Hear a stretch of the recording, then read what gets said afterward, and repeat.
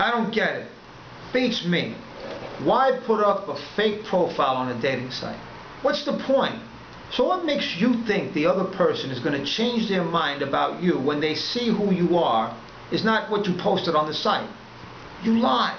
Why would I want someone who's less attractive, not my type, and or lies? That's what part of what makes you not my type. Were you planning to tell a sob story? Are you going to pretend like you have 6 months to live? Well, you know what? I bet you I can find an attractive, medically challenged woman who tells the truth.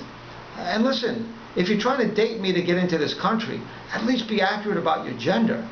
I mean, if you're a guy, the least you could do is to direct your profile to a woman or a guy whom you verified as gay. Since I'm not gay, you're actually crowding out the women who might be trying to scam me. The women looking to marry me before they rip me off. Someone less obvious than you. Don't you think that's a little selfish of you? Very self-centered, very self-absorbed.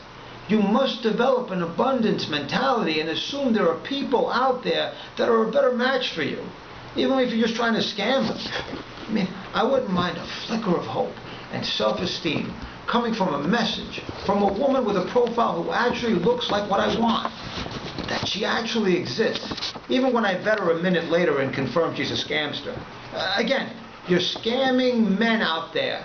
You scamming men out there. At least if the gay guy sees you in real life, they won't be shocked by your gender. Maybe they'll be shocked by your looks, but not your gender, since you will probably have lied to them about how good looking you are. Or they'll vet you as quickly as I did and be equally disappointed for their own respective reasons. Maybe even more sarcastic about it than I am. Look, we're all entitled to know what to expect. But I won't make the foreigners the proverbial fall guys. There's plenty of hoodwinking in the online dating domestic market. And hey, look, I can go to some online dating site with the super extended survey, but that's excruciating. I may as well write my last will and testament. But then I might go get some online offers so they get in on under the wire to get in my will. But ironically, I would take a break from writing my will if only I might find a girl who actually says who she says she is and turns out to be who I want. I don't have time for bait and switch. There's plenty of that going on in American politics. Makes me think I have to make sure I survive before going online to find someone. Like on the airlines when they tell you to put the oxygen mask on yourself before putting it on your child.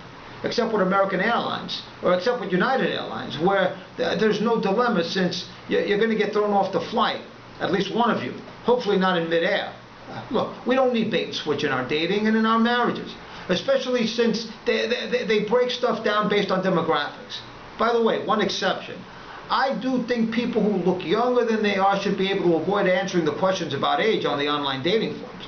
You should be able to express your age as a 10-year range of what you could actually play on TV, like when you're auditioning for a casting director. And besides, we don't need somebody telling us that we belong on a site, hypothetical or real, called runningoutofTime.com.